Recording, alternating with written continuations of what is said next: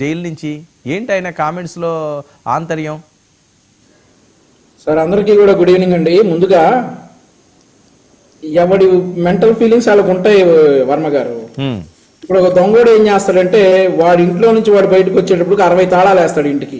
ఎందుకంటే జనాలు అందరూ దొంగల్లాగా ఉంటారని భావిస్తాడు కాబట్టి 60 తాళాలు వేసేసి చాలా జాగ్రత్త తీసుకుంటాడు.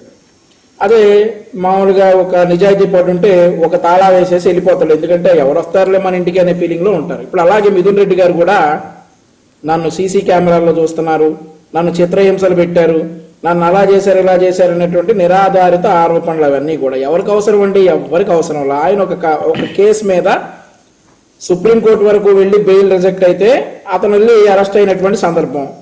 సో అతన్ని ఎవరు కక్షపూరితంగా అరెస్ట్ చేసినట్టు లేరు. అతను అంతా కూడా అతను చేసినటువంటి తప్పులకి అతను సాక్ష్యాధారాలతో అరెస్ట్ చేయడం జరిగింది.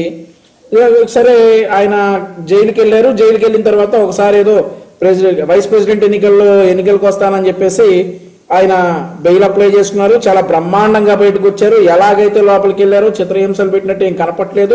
ఫేస్ కూడా చాలా ఫ్రెష్ గా ఉంది. బాగా రెస్ట్ తీసుకున్నారు. చాలా బ్రహ్మాండంగా ఎలాగైతే ఉన్నారో అలాగే బయటకు వచ్చారు. మళ్ళీ కోర్టు నియమాలను పాటించి అలాగే లోపలికి వెళ్ళారు. ఇప్పుడు తాజాగా ఫ్రెష్ బెయిల్ వచ్చింది, బయటకు వచ్చారు. ఇప్పుడు ఏంటంటే అది ఒక ఫ్యాషన్.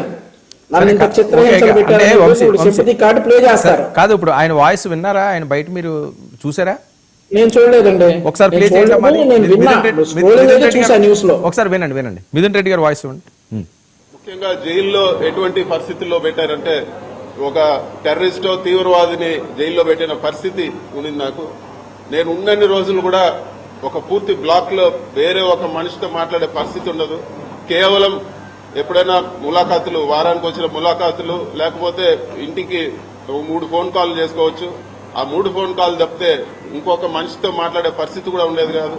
మొత్తం సీసీ కెమెరా నిఘా, ఎవరు చూస్తా ఉన్నారో ఆ సీసీ కెమెరాలో తెలియదు. విజయవాడలో కూడా ఆ సీసీ కెమెరాలో చూడగలుగుతారని చెప్పేవాళ్ళు. అధికారులు కూడా నాతో మాట్లాడేదానికి భయపడేవాళ్ళు. అసలు ఎవరు కూడా దగ్గరకు వచ్చే పరిస్థితి లేదు. ఒక దారుణమైన పరిస్థితిలో జైల్లో పెట్టడం జరిగింది. ఒక ఏదో టెర్రరిస్ట్ పక్కన వాళ్ళతో మాట్లాడితే ఏదన్నా ఇబ్బంది వస్తుందనే పరిస్థితులు అక్కడ కల్పించడం.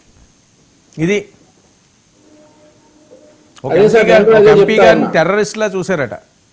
అలా ఫీల్ అవుతే ఏం చేస్తాం సార్? జైల్లో మరి టెర్రరిస్ట్ లా చూస్తారా? ఒక టెర్రరిస్ట్ ఎలా పెడతారా? ఆయనకి ఏం తెలుసు అండి?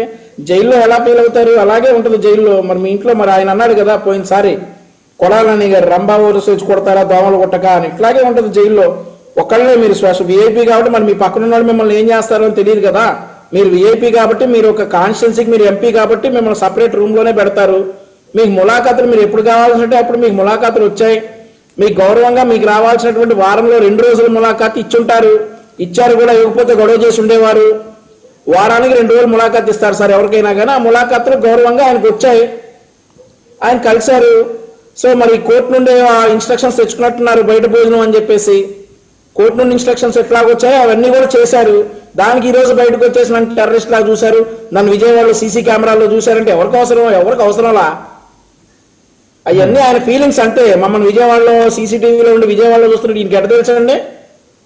ఆ సీసీటీవీలో ఏమైనా చెప్పారు ఆ రికార్డులు? మిమ్మల్ని విజయవాడలో చూస్తా ఉన్నామని అంటే నిందేయడానికి ఏమైనా ఉంటాయి. అలా నిందేశారు. ఇప్పుడు ఆ జైల్లో నుండి వచ్చి నన్ను బ్రహ్మాండంగా చూస్తున్నారు, నాకు చాలా బాగుందని చెప్తారు ఆ జైలుకి వెళ్ళిన వాళ్ళు. ఇలాగే చెప్తాడు కాబట్టి ఇంకొంచెం ఎగ్జాగ్రేట్ చేసి చెప్పారు. నా పరిస్థితి అలా ఉంది జైల్లో, నన్ను ఇలా చూశారని చెప్పి కొంచెం ఎగ్జాగ్రేట్ చేసి చెప్పారు ప్రజలకి. ఇప్పుడు ప్రజలెవరు కూడా వాటిని విశ్వసించే పరిస్థితిలో లేరు. ఎందుకంటే ప్రూవెన్ ఫ్యాక్ట్స్.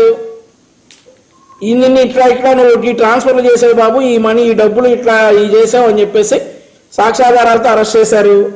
సరే ఎవరికైనా కానీ బెయిల్ వస్తుంది కాబట్టి బెయిల్ వచ్చింది. వచ్చిన తర్వాత నిందలేయడం కామన్. కొంచెం ఎగ్జాగ్రేట్ చేసి చెప్పారు, చెప్తారు.